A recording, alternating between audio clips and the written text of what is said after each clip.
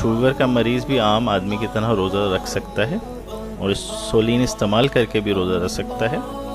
لیکن اگر وہ کسی اور بیماریوں میں بھی مبتلا ہے جس کی وجہ سے روزہ رکھنے سے اس کی جان کو خطرہ لاحق ہو سکتا ہے، تو اس صورت میں وہ روزہ نہ رکھے، اور ایسی بیماری ہو جس کا صحیح ہونے کا چانس بھی نہ ہو تو پھر وہ روزہ نہ رکھے اور فدیہ اس کا ادا کرے۔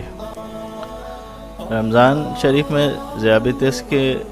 مریضوں کو کن لوگوں کو روزہ رکھنا ہے؟ ہر وہ شوگر کا مریض جو دوائیاں یا انسولین استعمال کر رہا ہے اپنی شوگر کے کنٹرول کے مطابق اور شوگر کے ماہر ڈاکٹر کے مشورے سے روزہ رکھ سکتا ہے، جبکہ ڈاکٹر بھی شرعی بندہ ہو اور نیک ہو اور دیندار ہو۔ روزہ کون نہیں رکھ سکتا؟ یہ دیکھیں، وہ مریض جو شدید بیماری میں مبتلا ہیں، حاملہ عورتیں جو انسولین پہ ہوں، دودھ پلانے والی ماں، بہت ضعیف مرد یا عورت، یا جس